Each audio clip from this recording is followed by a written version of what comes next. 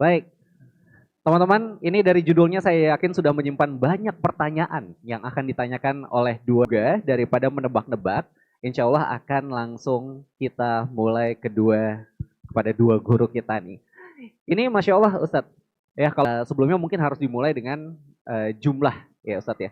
Jumlah pernikahan muda semakin alhamdulillah semakin mau cepat menikah seperti Ustadz. Tapi diiringi juga dengan ketakutan atau karena banyaknya hal-hal yang dikemukakan oleh media Ustadz bahwa menikah ini begini, menikah itu begitu sore hari ini Ustadz.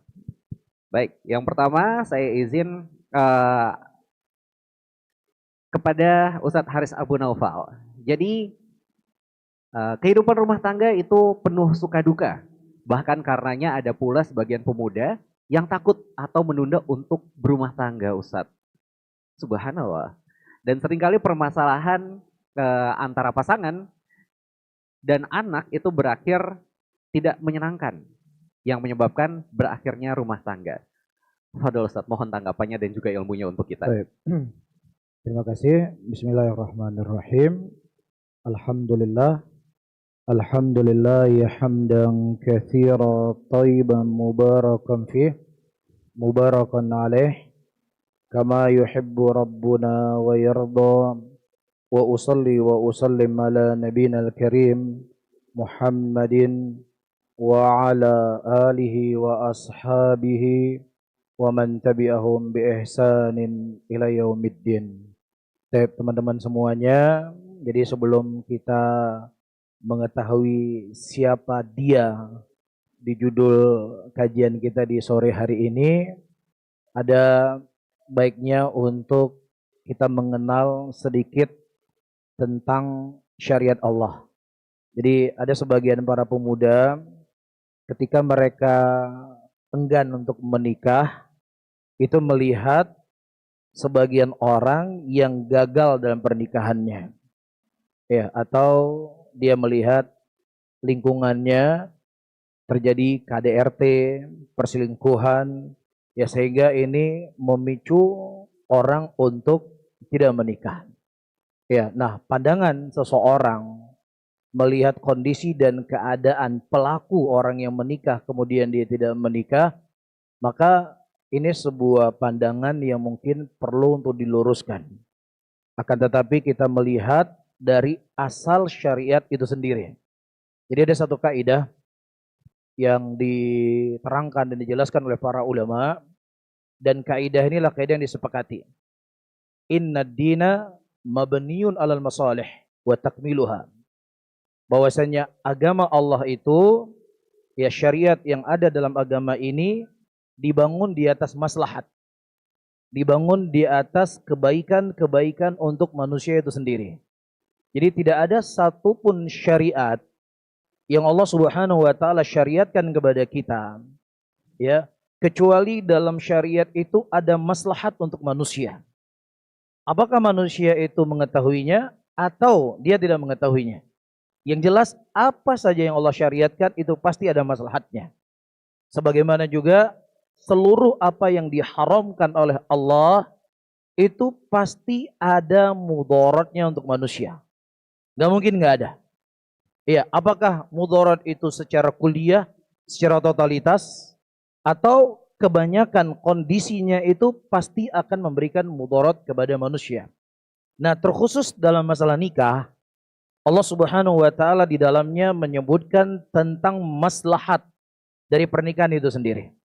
Tidak tanggung-tanggung ketika Allah Subhanahu wa taala menyebutkan tentang nikah, Allah yang menyebutkan di situ di antara ayat-ayat Allah. Ya, di antara keagungan dan kebesaran Allah. Wa min ayatihi an khalaqalakum min anfusikum azwaja litaskunu ilaiha. Ya, dan di antara ayat-ayat Allah, Allah Subhanahu wa taala menjadikan kalian itu berpasang-pasangan. Maksudnya seorang laki-laki akan dipasangkan dengan seorang perempuan. Nah, apa tujuannya? Tujuannya supaya dia bisa mendapatkan ketenangan dalam kehidupannya. Ya, dia mendapatkan kebahagiaan dalam kehidupannya. Makanya dalam banyak hadis Rasulullah sallallahu alaihi wasallam menghasung para pemuda untuk menikah. Bahkan ternukilkan dari sebagian para sahabat Rasulullah, ada di antara mereka berkata, kalau seandainya aku mengetahui malam ini adalah malam terakhir hidupku di dunia, maka aku tetap akan menikah. Karena aku tidak mau dibangkitkan dalam keadaan menjomblo. Iya, bahkan ada sebagian mereka mengatakan kalau seandainya kiamat itu akan terjadi 10 hari lagi, maka tetap aku akan menikah. Jadi pandangan seseorang itu tidak melihat pelaku orang yang menikah, tetapi juga melihat dari sisi syariat yang Allah syariatkan kepada kita. Ini sisi yang pertama. Sisi yang kedua, kalau seandainya pun kita persenkan, ya, berapa persen orang yang bahagia dalam pernikahannya, ya, dan orang yang tidak bahagia dalam pernikahannya? Mana yang lebih banyak? Lebih banyak bahagianya atau lebih banyak nggak bahagianya? Ya, tentunya lebih banyak orang yang bahagia dalam pernikahannya dibandingkan orang yang gagal dalam pernikahan. Iya, ini pandangan yang seharusnya harus dinilai oleh seseorang. Dan juga ketika dia tidak menikah, untuk menghindari kemudaratan-kemudaratan yang dikhawatirkan terjadi, akan tetapi dia masuk ke dalam kemudaratan yang lainnya. Iya, dia menjadi jomblo, tinggal di Jakarta. Iya, atau sekitarnya. Yang tahu sendiri bagaimana kondisi dan keadaan wanita-wanita yang ada di ibu kota ini. Iya. Nah, mau tidak mau, ya, ini akan menjerumuskan dia ke dalam dosa. Menjerumuskan dia ke dalam maksiat. Dalam keadaan pernikahan yang dia khawatirkan itu, ya, terjadi cekcok, terjadi keributan, terjadi perceraian, itu sebenarnya sudah ada cara-cara yang diajarkan oleh Allah dan Rasul-Nya agar seseorang itu bisa mendapatkan ketenangan di dalam kehidupannya. Ya, saya tutup di muqaddimah kajian saya di sore hari ini. Allah Subhanahu wa taala menjadikan kebahagiaan itu dalam Al-Qur'an diantaranya ada 3 tempat. Yang pertama di rumah. Yang kedua tidur malam. Yang ketiga, ya, ketika dia punya istri dan keluarga. Nah, siapa yang seseorang setelah menikah, dia lebih banyak tinggal di rumahnya bersama keluarganya, itu akan memberikan kebahagiaan untuk dirinya. Ya, tapi kalau seandainya seseorang sudah menikah, tapi waktunya lebih sering di luar rumah, maka kebahagiaan itu tidak akan didapatkan dalam pernikahan tadi. Dan yang kedua tidur malam. Allah Subhanahu wa taala menjadikan malam itu untuk beristirahat dan menjadikan siang itu terang menerang agar seseorang benar-benar menjadikan rumahnya itu untuk dia beristirahat di malam hari. Ya, dan yang ketiga Allah Subhanahu wa taala seperti ayat yang saya sebutkan tadi, menjadikan pasangan hidup kita itu mesti ya akan membuat kita bahagia. Nah, bagaimana cara kita bisa bahagia dengan pasangan hidup kita? Mungkin insya Allah akan kita jadikan bahan diskusi kajian kita di sore hari ini. Baik, barakallahu fiik. Enggak. Masya Allah, jazakallahu khair, wabarakallahu fiik atas jawabannya Ustaz. Kita ke guru kita selanjutnya. Insya Allah. Senyumnya nih luar biasa nih Ustaz Lutfi nih. Kalau udah senyum, udah siap menjawab 1000 pertanyaan Ustaz sepertinya Ustaz. Baik, nah Ustaz, di antara sebab keretakan sebuah bahtera Ustaz, itu adalah akibat jauhnya kita dari Sang Pencipta Ustaz, Allah Subhanahu wa taala. Apa sebabnya Ustaz? Kenapa sulit untuk kita menerapkan rumah tangga yang bisa dibilang Islami Ustaz? Di antara ya mungkin Alhamdulillah wassalatu wassalamu ala asyrafi anbiyal mursalin. Ini sebenarnya judul kita antara apa tadi? Antara aku, kamu dan dia. Aku, kamu, istriku dan pasanganku dan dia. Tentu yang dimaksud dia di sini adalah Allah. Jadi ada hubungannya antara aku, kamu dan dia, antara kita suami istri dengan Allah itu ada hubungannya sangat erat. Jadi kalau kita berbicara tadi bagaimana sih apakah kemaksiatan itu bisa menghancurkan rumah tangga? Jawabannya bisa. Allah berfirman sebagaimana dibawakan tadi oleh Ustadz Harith, pasangan-pasangan, litaskunu ilaiha, agar kalian sakinah, tenang dengan pasangan kalian. Jadi pernikahan itu tujuannya adalah ketenangan, ketentraman. Wa ja'ala bainakum mawaddata wa rahmah. Allah yang menjadikan di antara kalian mawaddah. Mawaddah kasih sayang, rahmat itu kasih sayang. Ibnu Abbas menafsirkan mawaddah itu hubungan intim. Kenapa mawaddah dikatakan hubungan intim? Hubungan intim menambah kasih sayang. Rahmah, Ibnu Abbas menafsirkan adalah anak. Karena anak akan menumbuhkan rahmat di antara mereka berdua. Yang menjadi poin di ayat ini sebenarnya kalimat ketika Allah mengatakan wa ja'ala bainakum mawaddata wa rahmah. Allah yang menjadikan kalian saling mencintai dan merahmati. Jadi cinta itu tumbuh karena Allah yang menumbuhkan. Ini poin penting.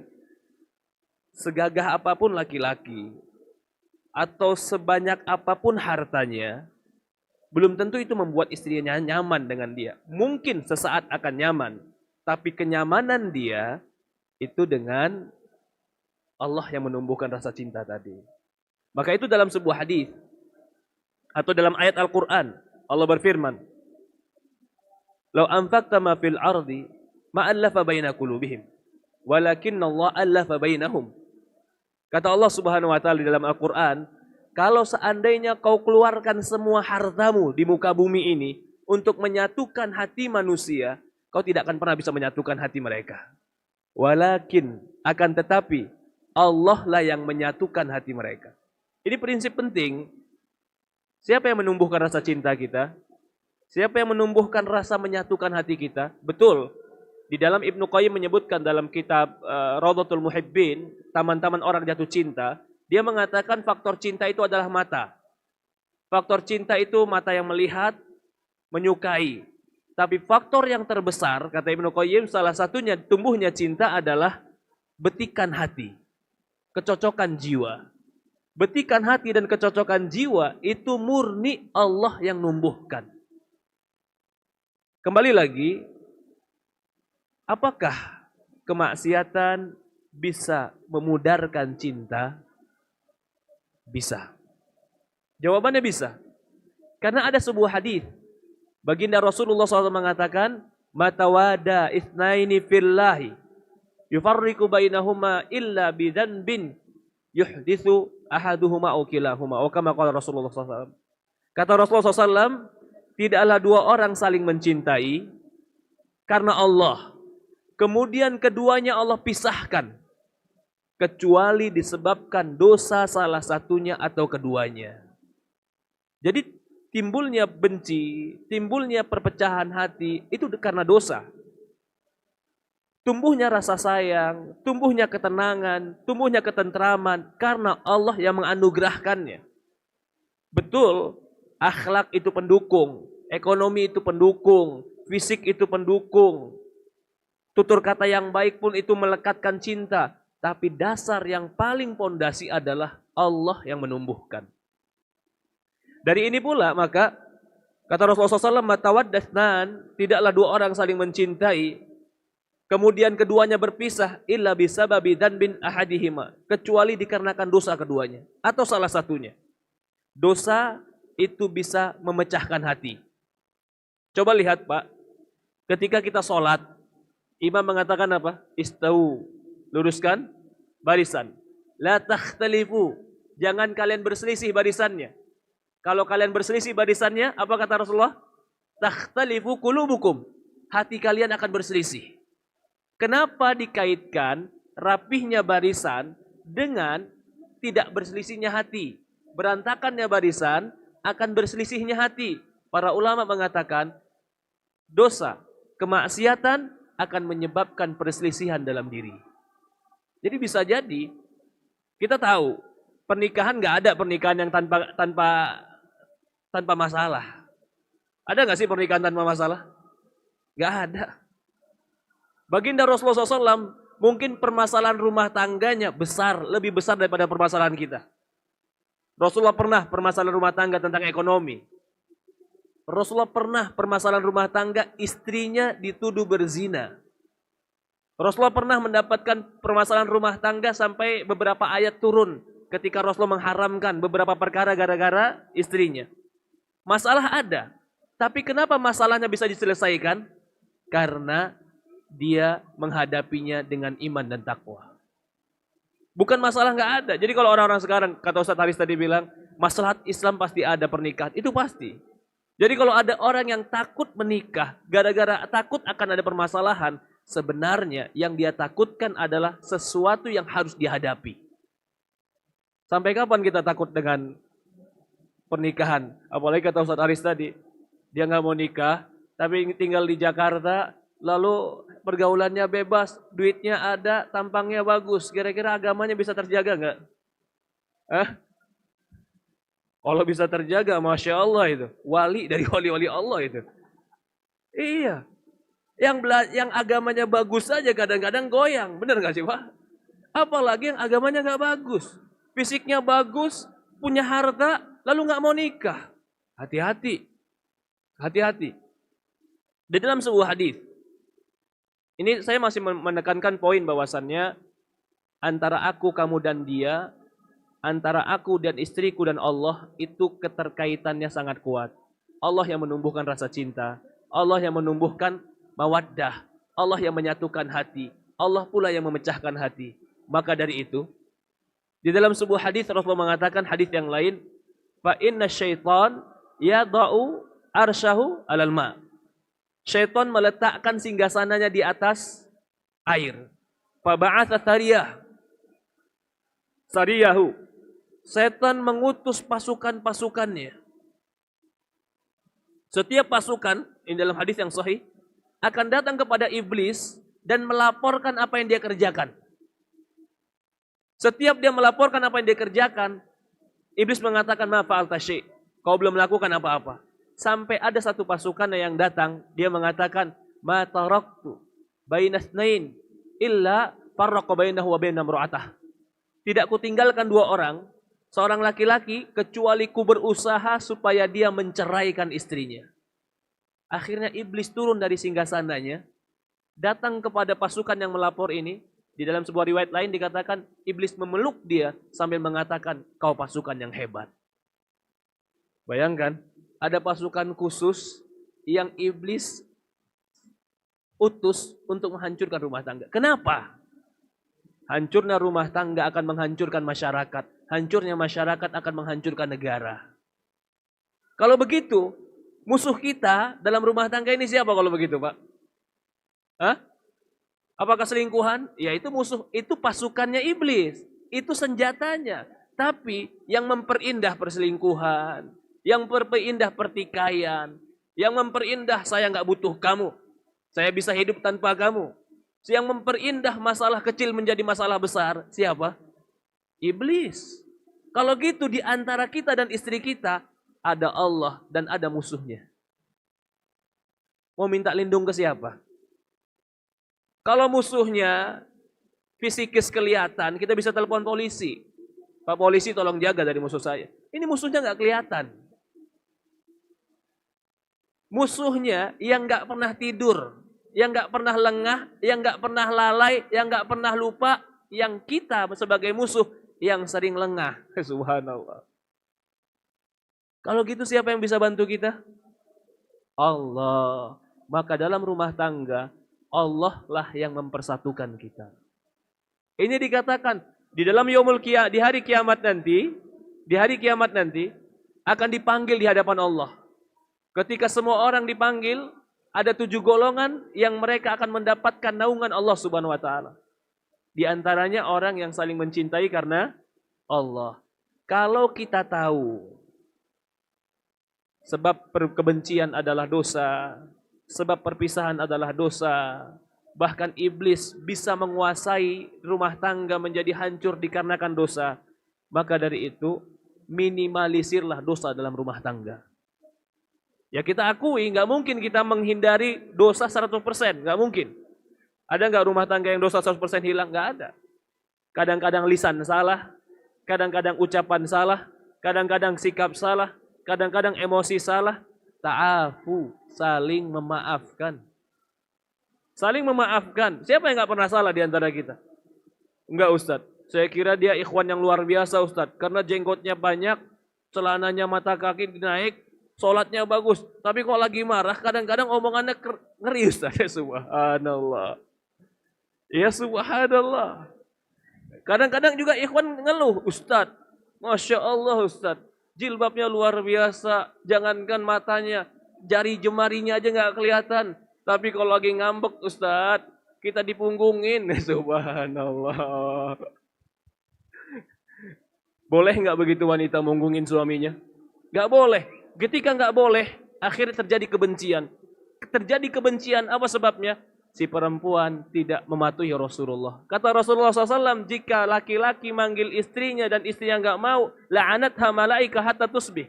Malaikat menaknatnya sampai pagi. Mungkin masalah ringan, dia cuma memunggungi, tapi ternyata menjadi panas di hati laki-laki. Sebabnya apa? Dosa. Maka dari itu pula, di rumah tangga itu, yang menjadi hakim, yang paling benar, yang nggak pernah boleh salah, siapa? Siapa Pak? Hah? Perempuan, jangan. Yang paling benar nggak boleh salah di rumah tangga itu cuman Al-Quran dan hadis.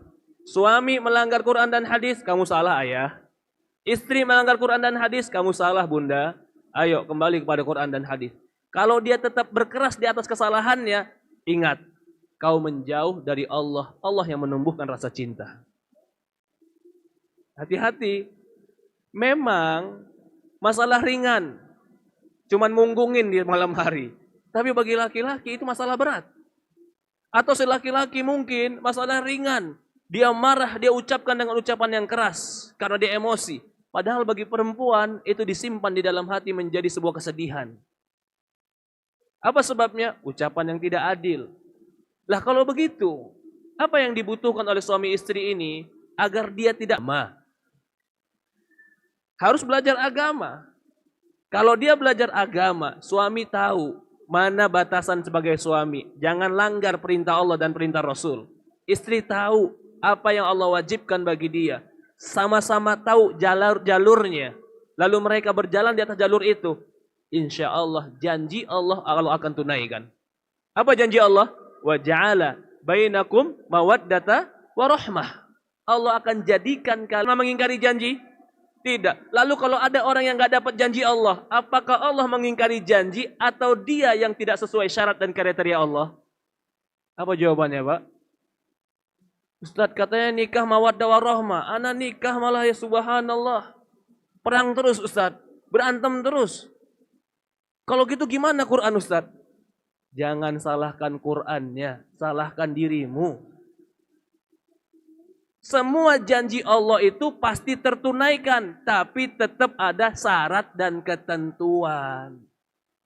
Syaratnya apa? Kau jalani semua perintah Allah. Ketentuannya apa? Tinggalkan semua larangan Allah. Kalau syarat dan ketentuan Allah nggak dipenuhi, lalu dia nagih janji sama Allah, salah nagih janji kamu itu. Jadi kalau ada orang bilang sekarang, pernikahan nggak menyebabkan bahagia Ustadz, wajar. Mungkin bisa jadi karena jauh dari Allah. Sama komitmen karena Allah, apa? Pasti ada tergincir dari kesalahan. Maaf, Rasulullah pernah menceraikan Hafsah. Karena ada beberapa kesalahan Hafsah. Tetapi, selama itu masih di atas koridor-koridor agama yang dibolehkan oleh Allah dan Rasulnya SAW, itu sesuatu yang wajar. Jadi jangan pula, katanya Ustadz, saya udah sholat, suami saya udah sholat, sama-sama udah ngaji, tapi kok kami masih aja belum cocok Ustadz. Ingat, salah satunya apa? Allah telah juga berikan ujian. Sabar. Sabar. Jadi kalau ada orang yang menggambarkan juga pernikahan selalu indah, enggak juga. Pernikahan terlalu menakutkan, enggak juga.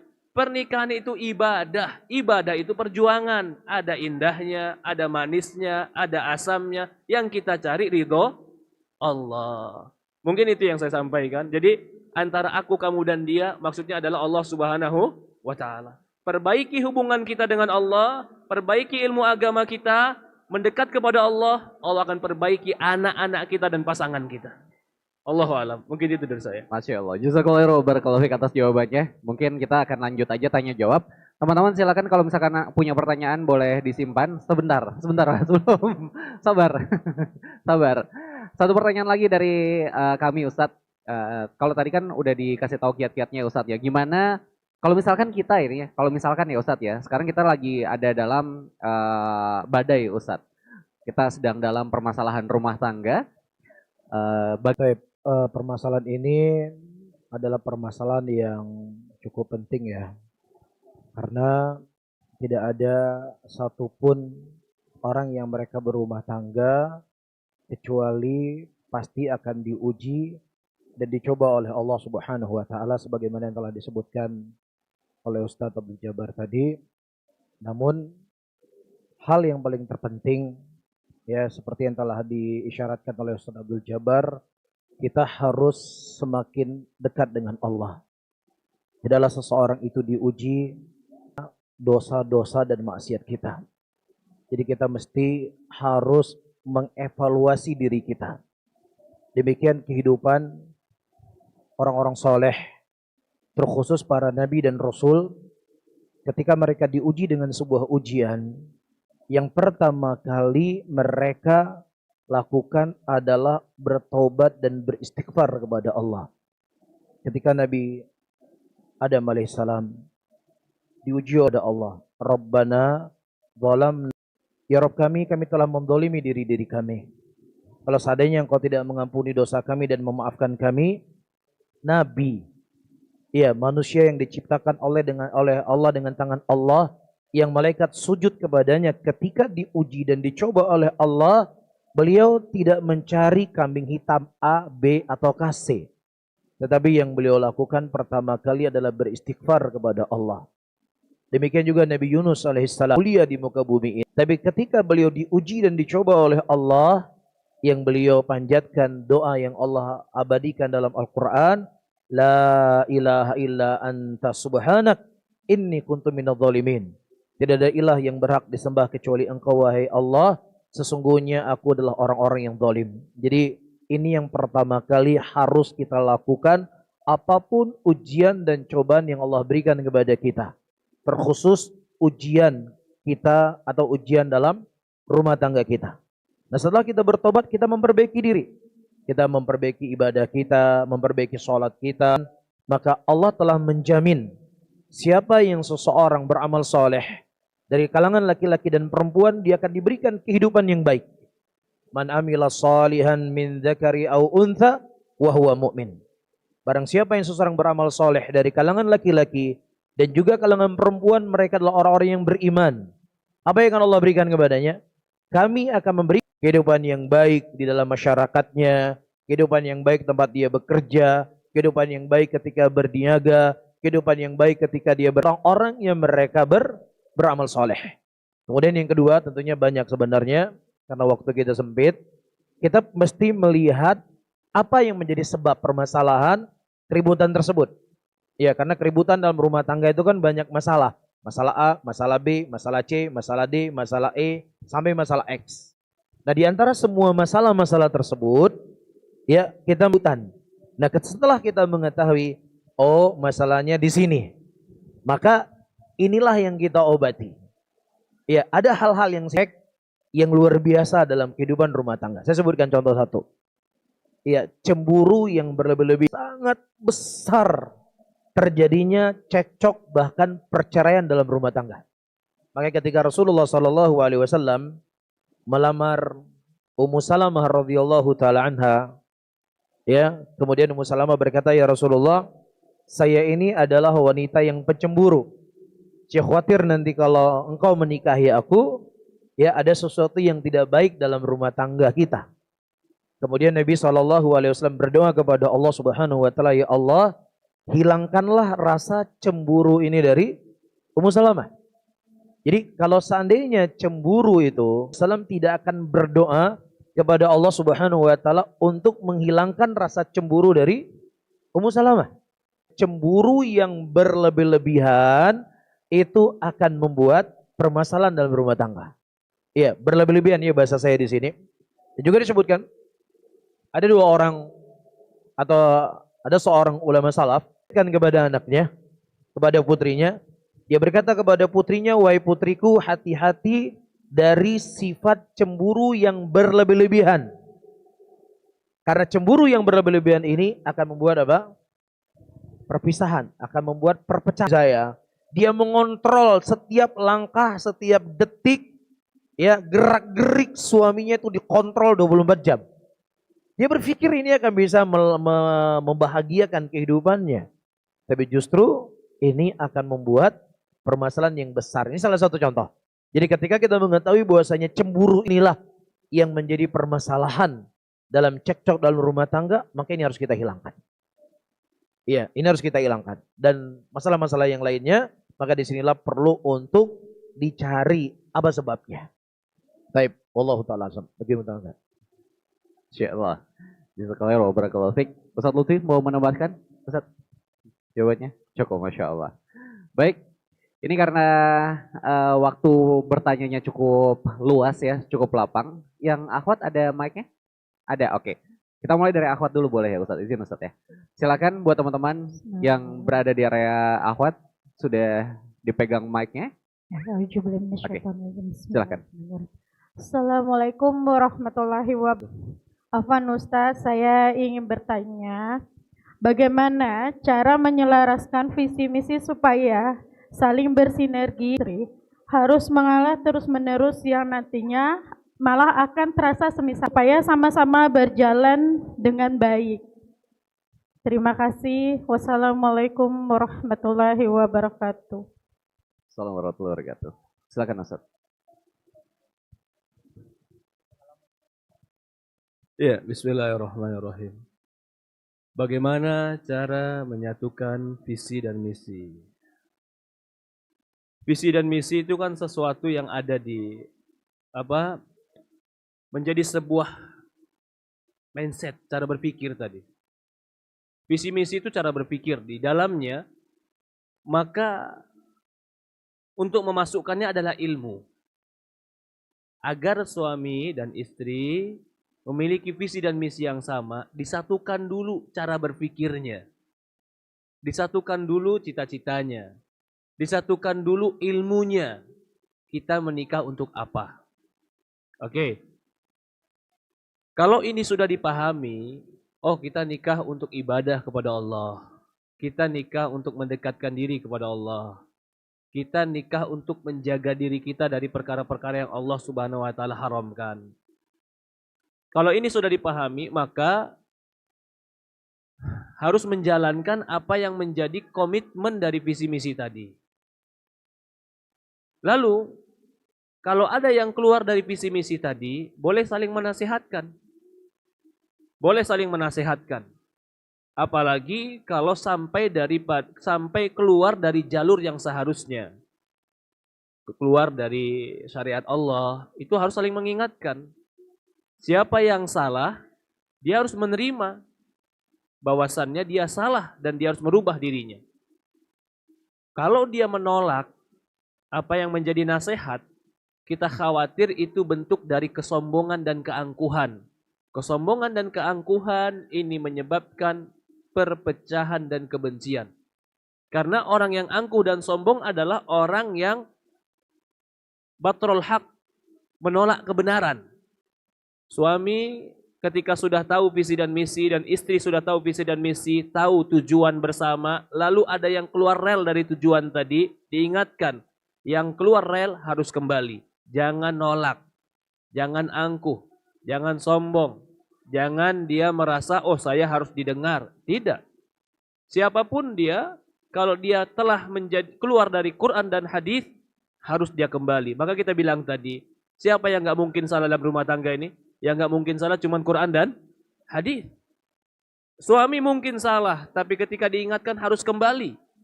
Istri mungkin salah, ketika diingatkan harus kembali. Itu kalau masalah-masalahnya ada dan jelas dalam Quran dan hadis. Tetapi kalau masalah-masalahnya tidak ada di Quran dan hadis, masalah ijtihad, masalah beda pandang dalam kehidupan saja. Hari ini kita kemana? Suami bilang ke mall, istri bilang kajian. Bang, kau jangan melawan Quran dan hadis. Bang, subhanallah. Ini, loh, saya mau ke mall emang nggak boleh. Nanti hari yang lain kita kajian. Enggak. Pokoknya kau harus kajian juga. Kalau kau tidak kajian berarti kau sombong, takabur, tidak mau menerima kebenaran. Subhanallah. Ini masalahnya beda. Dia bukan gak mau kajian, tapi hari ini ada kebutuhan dulu yang lain. Apakah si istri perlu berkeras dengan pendapatnya? Jawabannya tidak. Tetapi kan saya benar Ustadz. Kamu benar, tapi ketika kamu memaksakan sesuatu yang harusnya ditunda, saat itu bisa salah. Kenapa? Ar-rijalu qawwamuna 'ala nisa. Laki-laki pemimpin bagi wanita. Biarkan dia mengambil keputusan dalam hidupnya. Toh juga nggak salah. Bukan sesuatu yang haram, bukan sesuatu yang bermaksiat. Kenapa kita harus memaksakan sesuatu yang bukan bermaksiat? Dipahami maksud saya? Kadang ada perkara-perkara kecil yang idealisme kita nggak nyampe. Mau kita paksakan kepada pasangan kita. Padahal kalau dia nggak lakukan pun nggak melanggar Quran dan hadis. Apakah kita perlu paksakan idealisme kita kepada pasangan kita? Jawabannya enggak.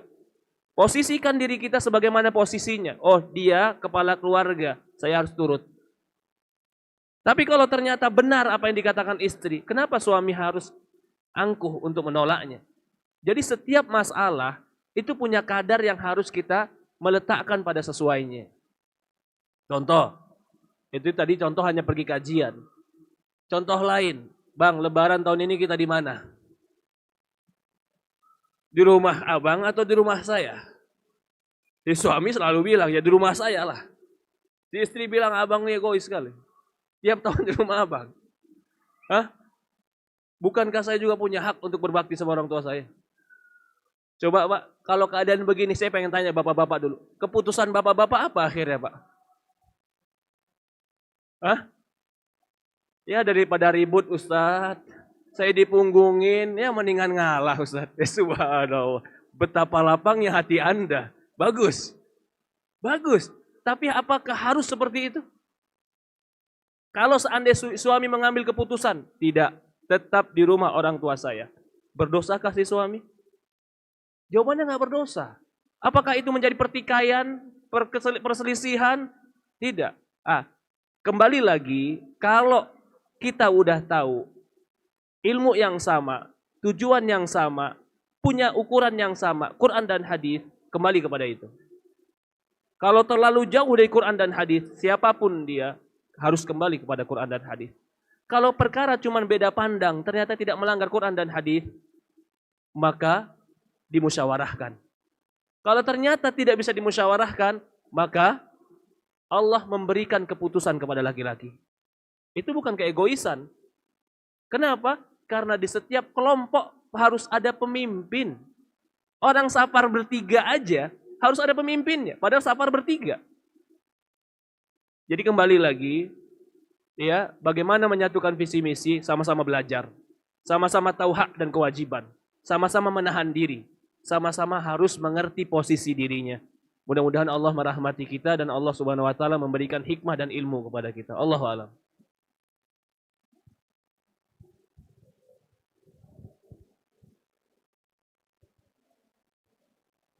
Oke, barakallahu fiik atas jawabannya Ustadz. Kita berlanjut ke pertanyaan selanjutnya. Silakan. Nah, silakan Bang. Angkat tangan yang ini. Oke.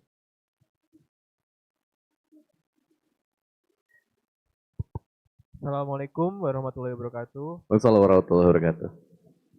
Di sini bertanya Ustadz,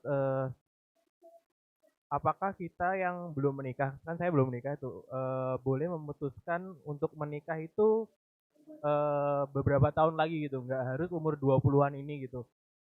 Dengan catatan emang karena diri ini kayak merasa banyak kurangnya gitu dari sisi ilmu, dari sisi materi dan lain-lain gitu. Keputusan seperti itu apakah diperbolehkan ya? Karena kalau boleh FOMO, usia saya kan udah mulai banyak teman-teman yang nikah juga gitu. Nah kayak gitu. Dan juga terkait dengan ta'aruf Ustadz, batasan ta'aruf itu kira-kira berapa lama ya untuk mengenal seseorang? Karena jujur seperti yang kata Ustadz tadi ya, kita di lingkungan Jabodetabek tuh lingkungan kerja itu bener-bener perempuan muslimah-muslimahnya banyak yang rokok, banyak yang tukang gibah dan lain-lain, kayak masih belum apa ya namanya, belum menemukan eh, yang cocok gitu loh, intinya seperti itu loh. Jadi kayak eh, untuk hal-hal seperti ta'aruf itu lebih baik bagaimana ya Ustadz? Terima kasih.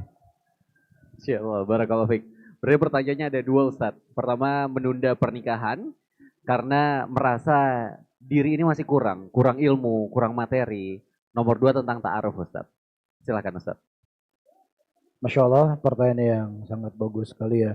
Jadi kalau kita kembali kepada pembahasan para ulama tentang hukum nikah, maka hukum nikah itu tidak dilihat dari berapa umurnya. Bisa saja seorang anak yang umurnya 18 tahun wajib menikah, sementara yang umurnya 30 tahun belum wajib menikah. Ya, jadi ketika mereka membahas tentang hukum nikah itu terkadang menjadi wajib, terkadang menjadi sunnah, terkadang hukumnya makruh, dan terkadang hukumnya itu haram. Ada kondisi-kondisi yang dibahas oleh para ulama fikih, nikah itu hukumnya haram. Nah, kapan nikah itu menjadi wajib? Ketika seseorang itu sudah punya kemampuan untuk menikah, dan kemudian dia khawatir dia akan terjatuh dalam perzinaan, maka dalam kondisi seperti ini wajib untuk menikah. Wajib. Ya, tadi ada satu hadis ya para hadirin dan hadirat teman-teman semuanya. Rasulullah Sallallahu Alaihi Wasallam itu kan manusia yang paling bertakwa di antara semua manusia yang ada di muka bumi ini. Dan ketakwaan yang dimiliki oleh Rasulullah Sallallahu Alaihi Wasallam itu tidak mengurangi kesempurnaan beliau sebagai seorang laki-laki. Ya, jadi ketika beliau keluar dari rumah beliau, tidak sengaja beliau melihat seorang wanita. Dan wanita yang ada di zaman Nabi Sallallahu Alaihi Wasallam tentunya wanita-wanita yang mereka apa? Menutup aurat mereka dengan sempurna. Dan kemudian Nabi Sallallahu Alaihi Wasallam pulang ke rumahnya dan mendatangi istri-istrinya. Jadi kalau misalnya ada seseorang berkata, kamu saja yang otaknya ngeres. Ya, buktinya saya bergaul dengan perempuan, lihat perempuan nggak ada rasa apa-apa, biasa saja saya kok. Kalau ada orang yang nggak ada rasa apa-apa melihat perempuan, ini bahaya ini. Iya, ini sangat bahaya. Kenapa saya katakan bahaya? Rasulullah Shallallahu Alaihi Wasallam manusia yang paling bertakwa kepada Allah. Ketika beliau tidak sengaja melihat wanita pada waktu itu, beliau pulang ke rumahnya. Iya, dan juga Nabi Yusuf alaihissalam. Allah ceritakan ketika beliau digoda oleh Imratul Aziz pada waktu itu, Allah sebutkan wahamma biha. Iya, ada ham. Ham itu disebut oleh ulama tafsir, yaitu tabiat seorang laki-laki yang diberikan oleh Allah Subhanahu wa taala ada kecondongan kepada lawan jenis. Itu ham yang diinginkan dalam ayat ini. Bukan maksudnya Nabi Yusuf ingin berzina, tidak. Nabi itu disucikan dari perbuatan-perbuatan dosa besar. Akan tetapi disebutkan ham keinginan di sini. Ya, maka siapa saja yang mereka sudah punya kemampuan untuk menikah dan kemudian dia khawatir terjatuh dalam perbuatan zina, maka di sini wajib bagi dia untuk menikah.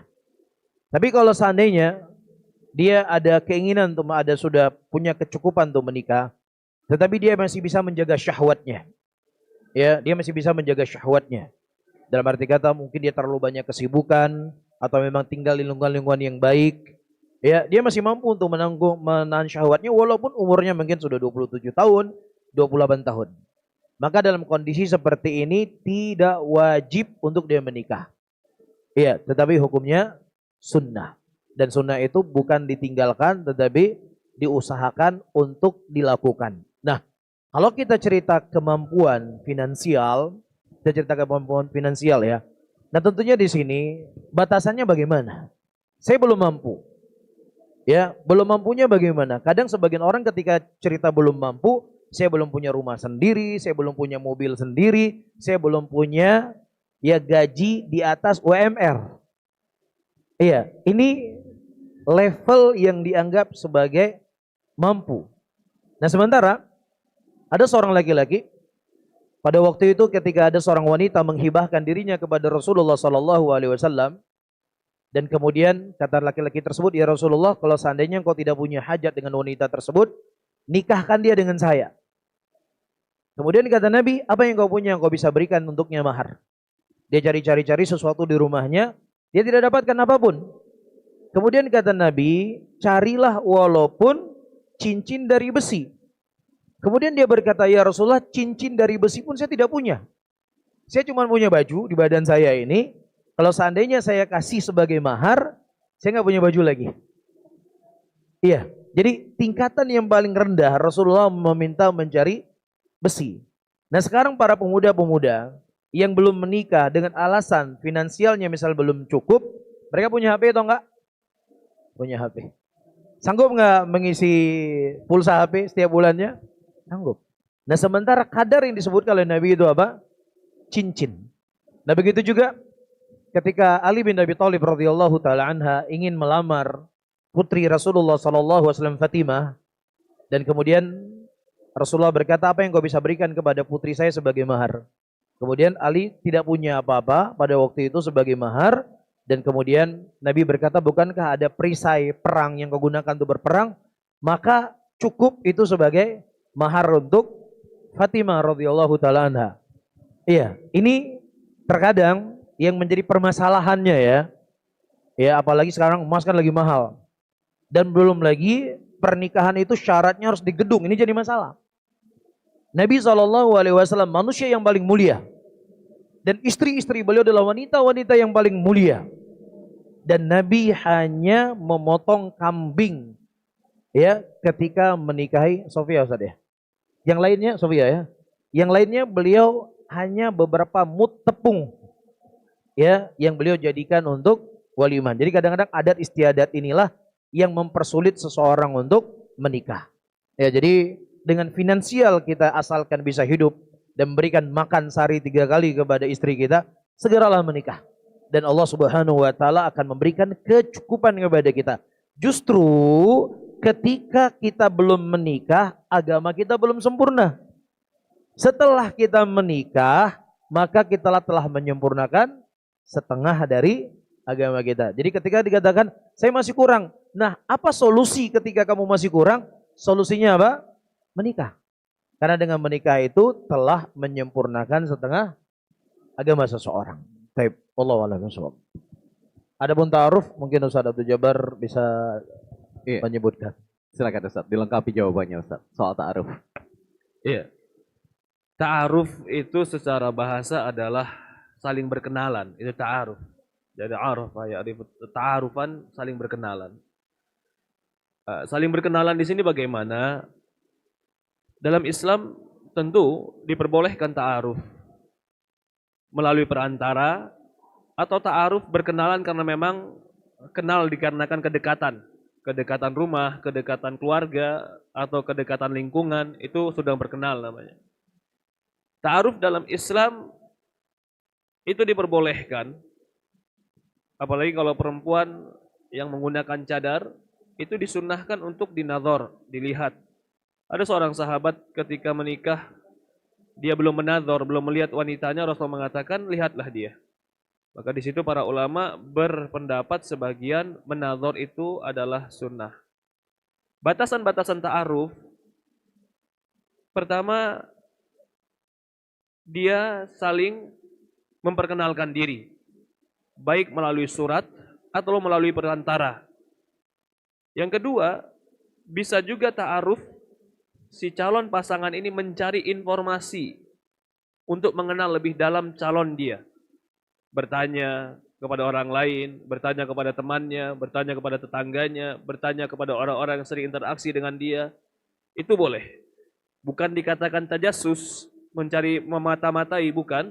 Tapi ini dalam rangka untuk mencari pengetahuan kebaikan. Ya, tapi kalau ta'arufnya sampai harus berbulan-bulan, berpacaran, bertukar nomor telepon, bercerita panjang, itu bukan ta'aruf.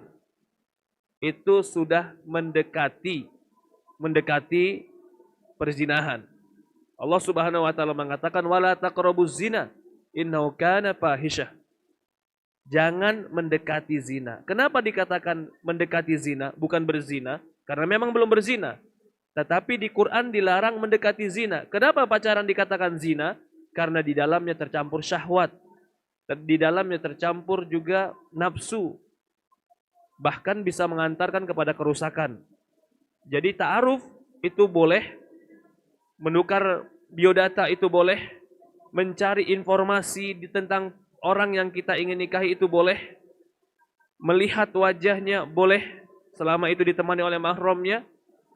Tetapi kalau sampai berkepanjangan, lalu bertukar nomor telepon, berbicara yang panjang tanpa ada kebutuhan, atau bertemu, atau bersama-sama di tempat yang tidak ada orang lain kecuali berdua, itu bisa jatuh kepada perkara yang haram.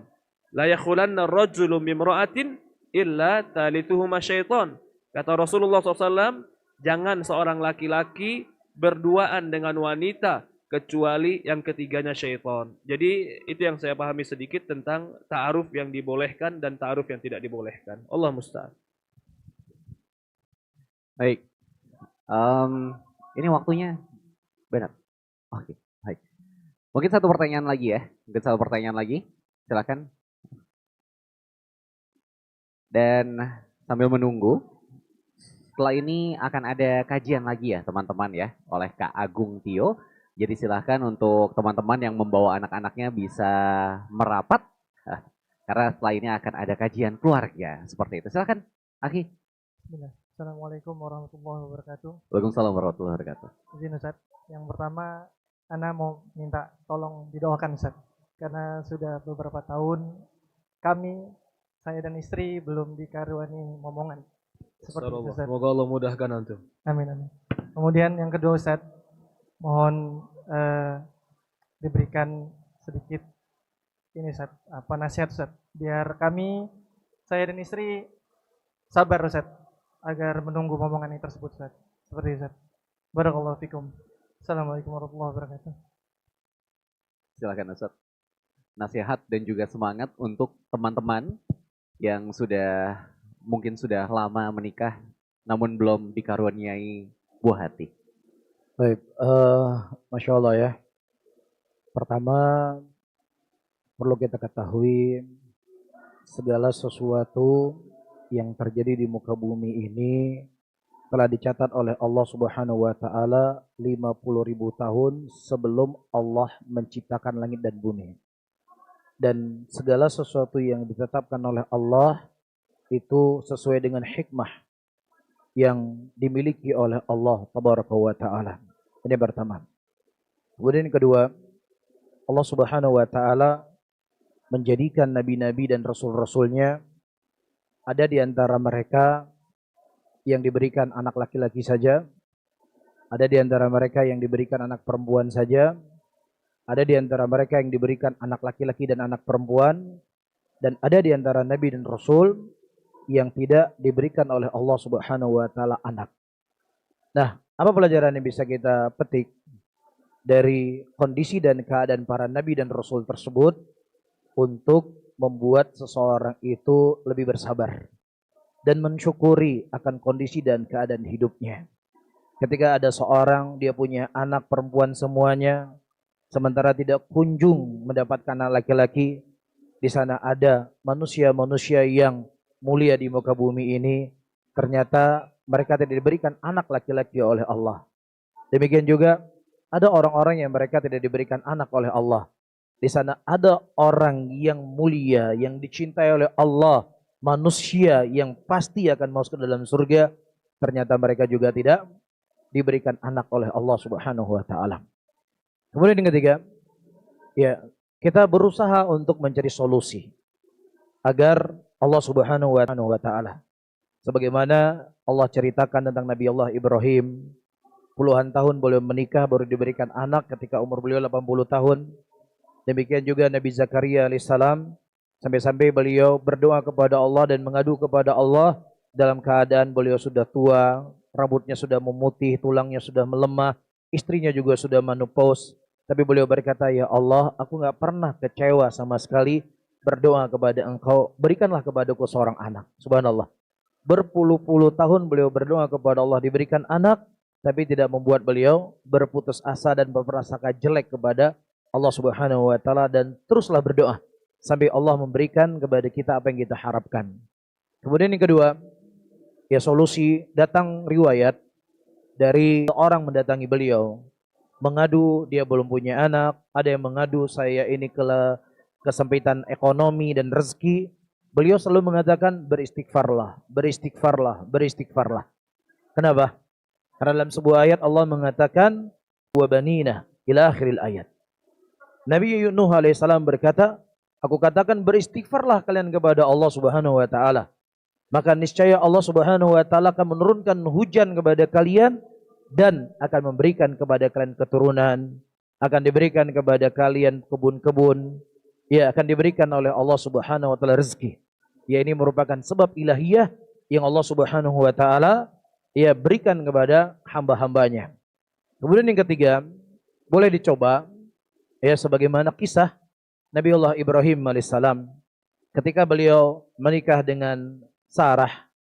Allah Subhanahu wa taala sekian lama tidak memberikan kepada beliau anak. Ya, ini nggak wajib ya. Cuman saya hanya cerita fakta saja. Kemudian Nabi Ibrahim alaihissalam menikah dengan Hajar, istri beliau yang kedua, yang ini merupakan pemberian dari Sarah. Dan subhanallah, setelah menikah dengan Hajar, Allah memberikan anak kepada Nabi Allah Ibrahim melalui Hajar alaihissalam, Nabi Allah Ismail alaihissalam, dan kemudian ternyata Sarah yang sudah sekian lama belum punya anak, akhirnya beliau juga hamil dan punya anak pada waktu itu. Ya ini yang dilakukan oleh Nabi Allah Ibrahim alaihissalam. Dan mungkin ada sebab-sebab yang lainnya, ke dokter atau lain sebagainya. Yang penting seseorang itu jangan pernah berprasangka jelek kepada Allah Subhanahu wa taala. Dan tentunya ya kepada yang bertanya, bukan hanya kita sendiri saja di dunia ini yang tidak diberikan oleh Allah anak, banyak sekali orang-orang yang mereka juga belum diberikan oleh Allah Subhanahu wa taala nikmat anak tersebut. Tapi terus bersemangat, berdoa dan berhusnudzon kepada Allah Subhanahu wa taala. Jadi apa yang bisa dilakukan dari hal yang saya sebutkan tadi, maka lakukanlah. Yang belum mampu ya sudah, bersabar dulu. Baik, barakallahu fiik. Barakallahu fiik. Jazakallahu khair wa barakallahu fiik atas jawabannya Ustadz. Sekali lagi teman-teman yang masih berada di area market, sebentar lagi akan ada kajian setelah ini ya, setelah judul kita ini oleh Kak Agung Tio dengan judul Era Baru Permainan atau Halal Haram Permainan Anak-anak Masa Kini. Baik, ini adalah ujung dari kajian kita. Insya Allah akan ada satu nasihat lagi oleh Ustadz Lutfi Abdul Jabar.